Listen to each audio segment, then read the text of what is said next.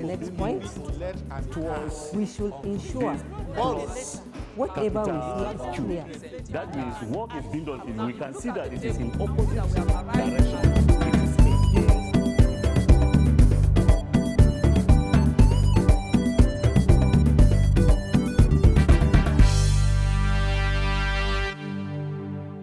Good day, learners. My name is Nuhu Bakofus. You are welcome to Government Class. And today, by God's grace, we shall be discussing the topic, reasons for military intervention in Nigeria. Reasons for military intervention in Nigeria. In our previous lessons, we have discussed military rule in Nigeria. And we succeeded in doing justice on the chronological of the first coup to the last coup in Nigeria. Now, reasons for military intervention in Nigeria. The constitutional role of military in Nigeria is purely to defend the country against any external attack. However, since 1966, the military have added the administration of the country to its defensive rules. From 1966 to 1998, Nigeria had experienced about 10 successful and unsuccessful coups that usher in the era of the military in Nigerian politics. Now, the main role of the military in Nigeria is for defense, is to defend the country from any external attack. But as we have heard, due to some reasons, the military have decided to add responsibility or administrative responsibility to their role in controlling politics in Nigeria. And the military succeeded in ruling Nigeria from 1966 to 1998. Though the last regime wasn't a coup because General Sani Abacha just sacked Chief Ernest Shonikon out of office. The following are some of the reasons for military intervention in Nigeria. Regionalization of political parties. Regionalization of political parties. Political parties of the First Republic were all regional political parties. No one of them commanded a national-wide support for in Nigeria. For example, the Northern People Congress, that is NPC, is for the North. And we have the National Council of Nigeria and Cameroon, that is the NCNC, was for the East. And the Action Group, that is AG, was for the West. Now, no wonder in the First Republic, during the first coup prior to the First Republic was described as Igbo coup. The counter coup also, in 29 July 1966, was described or seen as coup that was waged by the Northerners.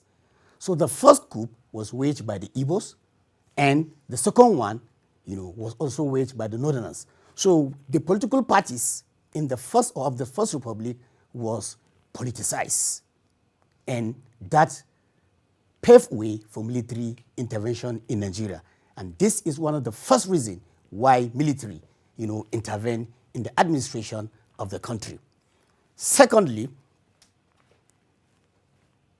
tribalism.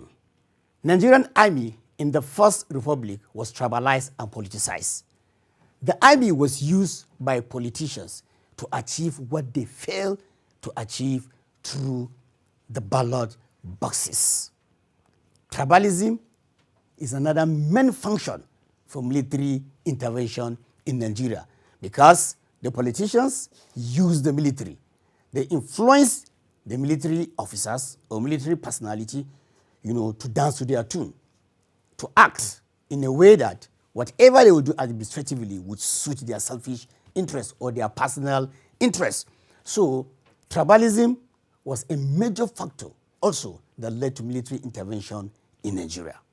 Thirdly, corruption, nepotism, and sectionalism. Collecting of bribe, looting of public treasury, spending of the nation's wealth recklessly before the hungry and the toiling masses. The appointment and the promotion of the civil servant were not done based on merit and so on. So corruption, nepotism, and sectionalism in Nigeria, since independence, it has been going on. It's like a cankerworm that is eating deep into our society. So way back from independence, corruption has been a problem in this country.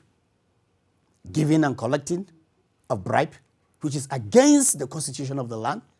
Nepotism, appointment was given based on who you know, relatives, wives, nephews, uncles, aunties, and friends. That is nepotism. And nepotism is a higher form of corruption. It's even more than giving and collecting or receiving money. We have sectionalism. If you don't belong to our section or if you are not part of our faction or our group, nothing will be done with you until you belong to a particular group or you belong to a section of the people that are in power. So if not, nothing will be done with you. So that also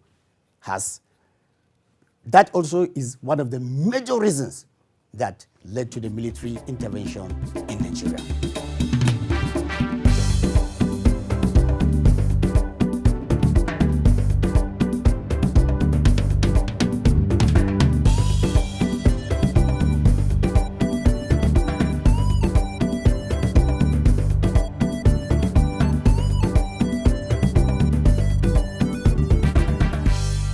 Next point is dispute over the census result. Dispute over census result.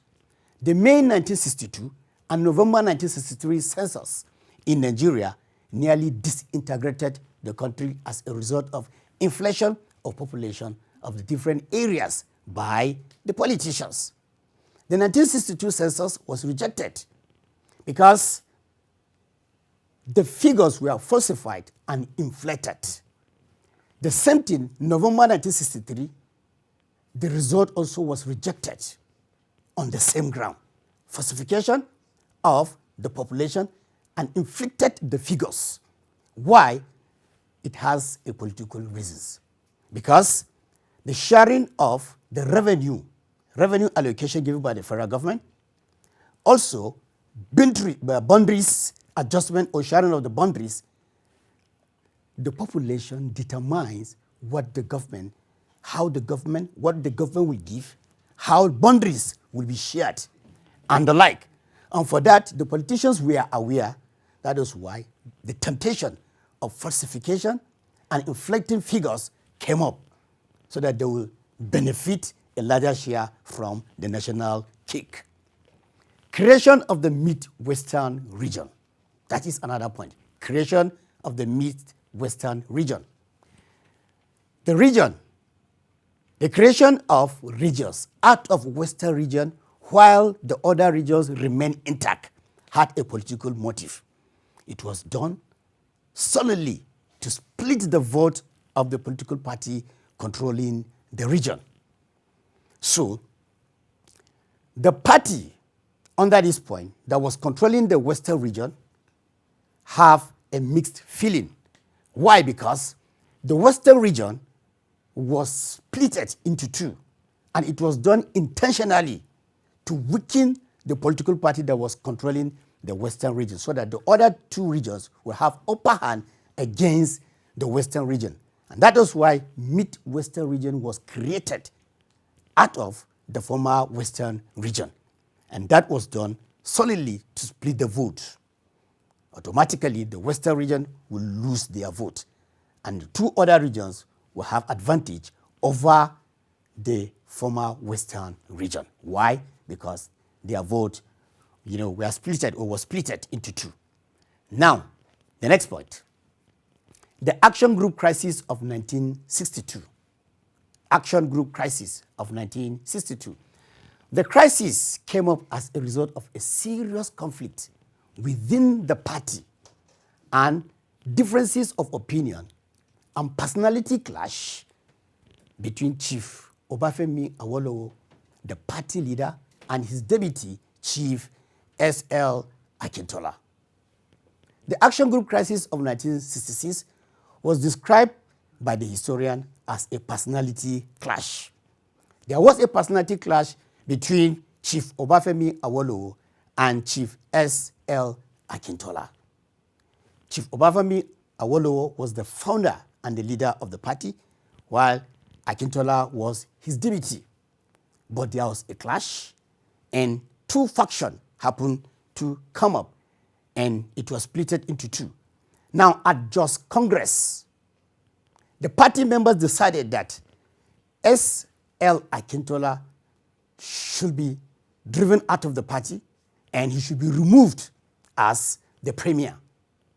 There was a serious crisis that led to a serious conflict, that Nigeria was at the verge of anarchy and the reign of terror. Then the military had no option than to intervene because of the clash in 1962 between Chief Obafemi Awolowo and Chief S.L. Akintola. The 1964 general election crisis.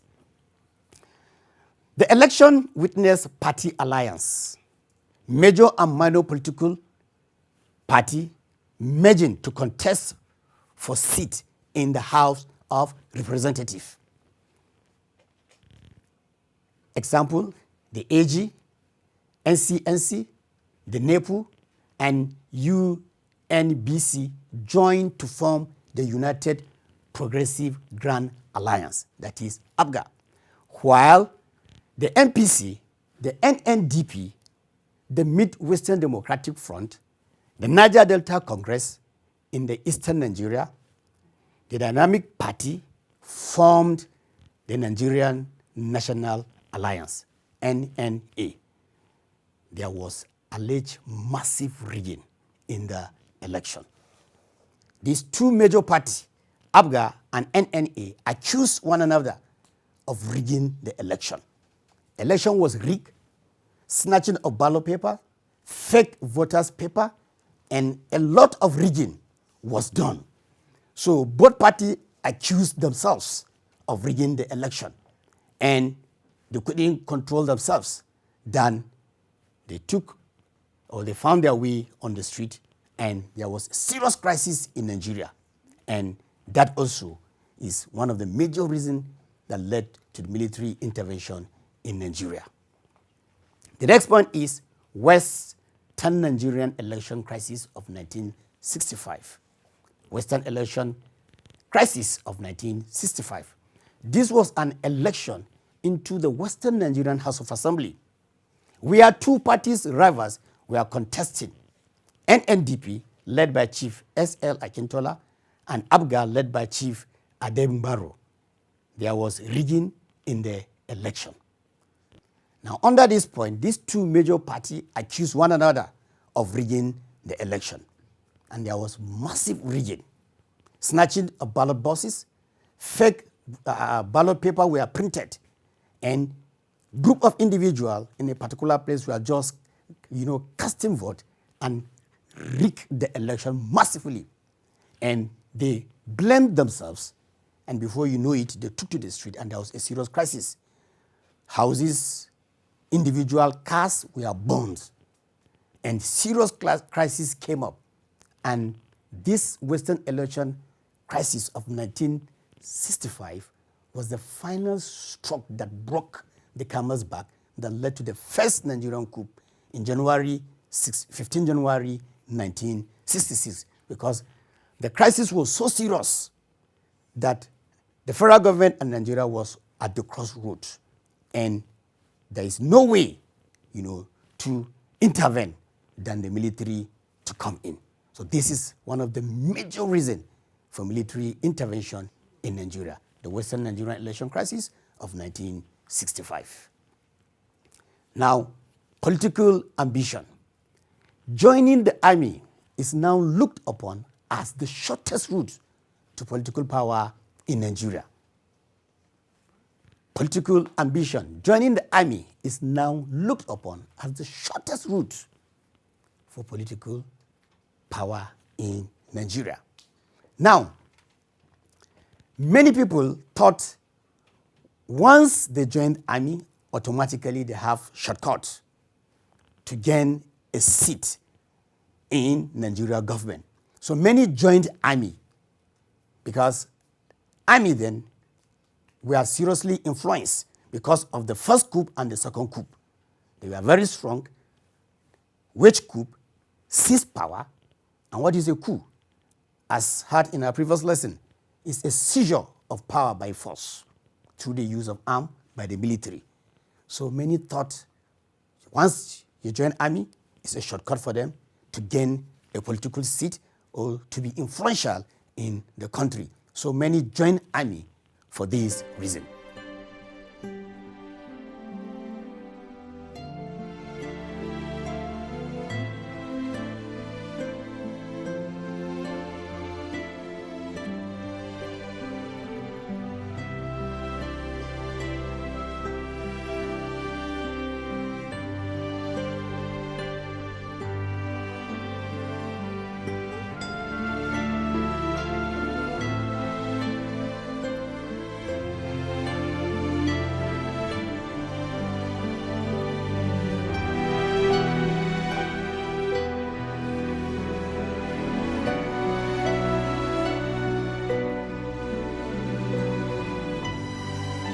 Embezzlement and mismanagement of funds. The extent at which money meant for development was diverted into other projects and even private accounts are enough reason for military intervention. Politicians of the First and the Second Republic and even some military leaders became millionaires and billionaires at the expense of the toiling and suffering masses. Embezzlement and mismanagement of funds, particularly during the second coup, that is a counter coup, and in the First Republic was at its peak. That was during Gowon's regime and during Shagari's regime. Many civilian and few military officers became millionaires and billionaires. And openly they celebrated. And that, forced the masses, forced some military guys to wage a coup against them. Because masses are suffering while few individuals are lavishing in money and enjoying themselves, throwing parties because they are now millionaires. So embezzlement, mismanagement of funds, or misappropriation of funds, no matter how you polish it, corruption or embezzlement is embezzlement. Looting of government money is looting. So looting is looting. So it was at its peak during the First and the Second coup and in the Second Republic. Low level of economic development. Low level of economic development is also another major point that leads to the military intervention in Nigeria. Some individuals were so rich and have succeeded in developing their towns and villages and embarking on unviable projects at the expense of the development of the country. That is to say, some leaders, the money that is meant to develop the country, some of the politicians and military officers then went to their villages and their localities and embarked on personal projects that would benefit them. Instead of developing the country, instead of the masses to feel the impact, no, they rather went to their villages, developed on personal projects, and also, some things that will also benefit them to the detriment of the citizen of the country. This is another reason also that led to the military intervention in Nigeria. We have absence of honest and reliable leadership. Absence of honest and reliable leadership. This had eluded the country even since independence till date. Most of the rulers were dishonest and not reliable. They have actually refused to move the country forward. So this is another major problem that we are having in Nigeria. Prior to our independent till date, most of our leaders are not faithful. Most of our leaders, they hardly keep to their words. After making a lot of promises, once in office, they tend to forget everything. So most rulers are dishonest, and it's like they refuse to move the country forward as a result of their personal interest or selfish ambition. So this is another major reason that led to the military intervention in Nigeria. Absence of honest leader. And it has been a problem in Nigeria till today. The next point is desire to stay too long in power. Desire to stay too long in power. The tendency for some of our leaders to perpetuate themselves in power makes it difficult for them to be removed through constitutional means. And from history, we have seen it not once, not twice. Some head of state, while in office, they stay longer than necessary. They like to stay continuously without even, handing over power as promised. It is expected that as a military head of state, once you are in office, you don't stay longer than necessary. Get everything ready, then hand over power to a democratic elected government and step aside and go back to the barracks. But there's this desire for our leaders or the past head of state to overstay in their offices. No wonder there is no way they can be removed than to use this only means coup in Nigeria. And that is why we have series and chains of coup in Nigeria. The next point is foreign influence. The frequent coup we have experienced in Nigeria had foreign influence as contributing factors. The world superpower support and even sponsor the removal of any administration that failed to dance to their tunes. We have the world superpower, example, American, Britain, Germany, France, and the like. Some coups that were waged in Nigeria, they sponsored those coups. They support and sponsored those coups. So no wonder coup in Nigeria, several coups in Nigeria was waged and they all succeeded. So the coup we experienced in Nigeria was sponsored by the world superpower. And this is another major reason that led to the success of military coup in Nigeria, because they were being sponsored by the world superpower. So whenever they need, the world superpower will just provide for them. Now, we have come to the end of this lesson, but before I go, I have an assignment for you. And the question says, explain any 6 reasons for military intervention in Nigeria. Explain any 6 reasons for military intervention in Nigeria. If you want to submit your assignment or you have any question or further explanation, you can WhatsApp me or contact me through this number, 0802-354-7912. I repeat, 0802-354-7912. Stay home, stay safe. Coronavirus is real.